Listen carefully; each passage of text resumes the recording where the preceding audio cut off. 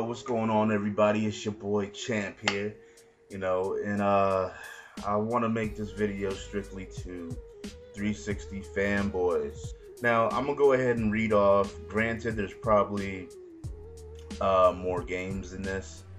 I don't think so, but I'm gonna read off a few games real quick that are supposed to be in 360 fanboy people's eyes exclusives to their console.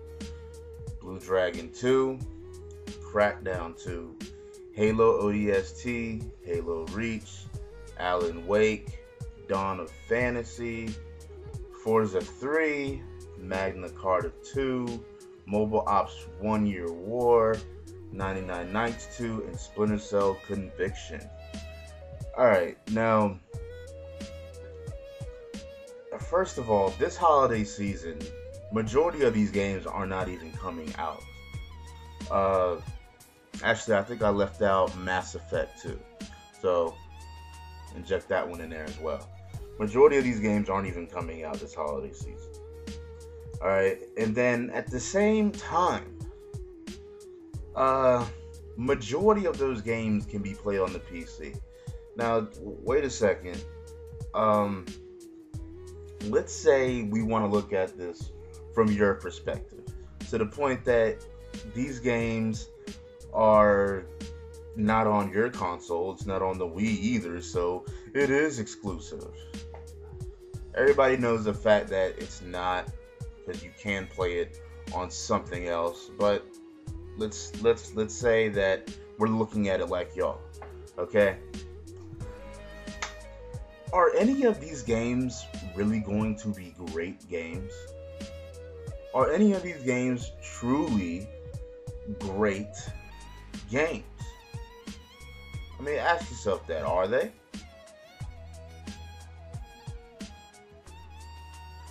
I think the only game out of that entire list that could be a great game would be Mass Effect 2. Other than that, I don't really see anything. I just don't. And if you honestly believe that more than that could really be a great game, then I strongly believe that the quality in games as people see them nowadays for the new generation of gamers has went down.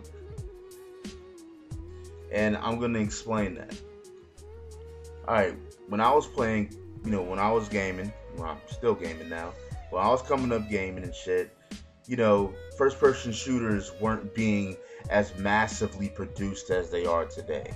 They're not being as cliche as they all are now, It's not like wherever you turn, there's a fucking first-person shooter. We had true outstanding titles. We had games that just gave you so much quality with your variety, games like Chrono Trigger, Final Fantasy 3, aka Final Fantasy 6, Final Fantasy 7, Final Fantasy 8, Zelda 1, Zelda 2, Zelda Link to the Past, Ocarina of Time, Metal Gear Solid 1, the whole Metal Gear series. Metal Gear Solid 4. There's so many games. Secret of Mana, like true great outstanding titles. Okay, and this was true all the way through about to where I say the midway of PS2's lifespan, and this is when you started seeing nothing but first-person shooters constantly coming out on a consistent basis, because Halo came out and it showed how first-person shooters could be done on consoles, so developers just completely abused it and they just ran with it. And so that when people started playing games, a new generation of gamers, which is a lot of these younger cats, they're playing first-person shooters, and they're missing out on what true outstanding games really are.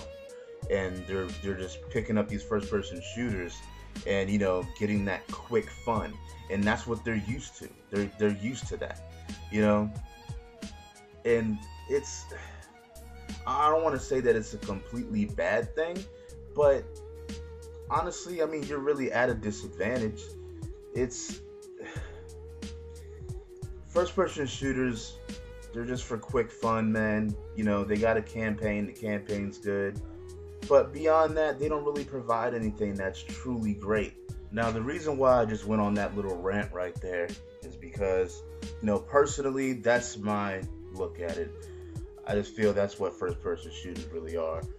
And, I mean, there's still great games for a first person shooter aspect, but beyond that,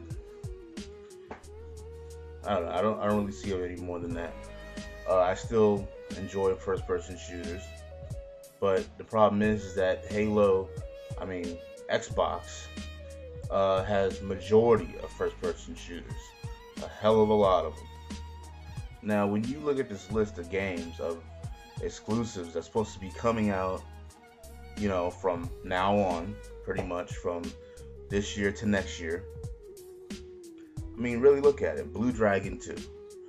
Blue Dragon 1 was a game that should have been better than what it was. Made by Miss Walker, same people that made Lost Odyssey. But in a lot of aspects, that game disappointed. Part 2, hopefully they will deliver. Well, I think it'll be a great game. Most likely it probably won't be. It probably has the opportunity to be okay to good. Crackdown 2, the only reason Crackdown 1 sold, and this is a fact, is because it came with that Halo 3 beta. And then the people that are making Crackdown 2 aren't even the original people that made Crackdown 1. So, I mean, and plus it's a sandbox game that it's just fun to mess around in. And that's it. I mean, once you're done with it, you're done. You're going to trade it in or whatever. Is that a great game? Oh, man. Halo ODST. The only reason you would think that's going to be a great, outstanding game is if you're just loving Halo to death. I used to like Halo a lot when it first came out. I liked Halo 2 a lot until about midway through its lifespan. After that, every other damn first-person shooter on planet Earth was playing just like it and all this shit and felt like it. I just didn't care for it anymore. Especially when Halo 3 came out, I was like, oh my god, it's the same shit over again. And then you got Halo Reach. Alan Wake. I don't know why 360 fanboys are really boasting about this game either. It's something that's like a flip of a fucking coin. It could be shit or it could be good.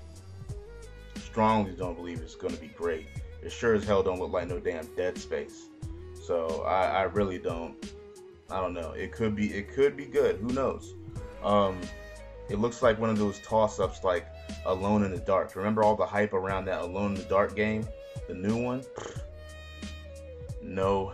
That game, big fucking fail. Dawn of Fantasy. Don't really know too much about that. Then you got Forza 3. Going up against GT or whatever. But, I mean, Forza 3, like I said it before, it's a good racing game. But it's going to have 2 discs. Mandatory install, so if you have the arcade edition of the 360, I mean, you kind of shut out of luck right there. They shouldn't be screwing over people like that. Magna Carta 2, possibly going to be coming to the PS3 also. The first Magna Carta was a PS2 exclusive, I think, if I'm right. And the reviews said it wasn't that good of a game. I never really played it, but I mean, maybe part 2 would be better, but I'm not getting my hopes up about it. Mobile Ops 1 Year War. Be alright. 99 Nights 2, Part 1, sucked. Part 2, could be good, but it's just a button masher. Beat 'em up, And then you got Splinter Cell Conviction. I like Splinter Cell games. I think this game is going to be good. I think it's going to be a good game. I don't think it's going to be okay or whatever. I think it's going to be good. Well, I think it's going to be great. No. but I'm pretty sure it will be good. Like, there's no like game that I'm like, oh, in Mass Effect 2, I think that has the biggest possibility to be a great game. If y'all don't really see why you should get a PlayStation 3 now, it is ridiculous. It's a $300 system. It does everything. If your system could play Blu-ray, you would be boasting about it. If your system was as powerful, you'd be boasting about it. If your online was free, you'd be boasting about it.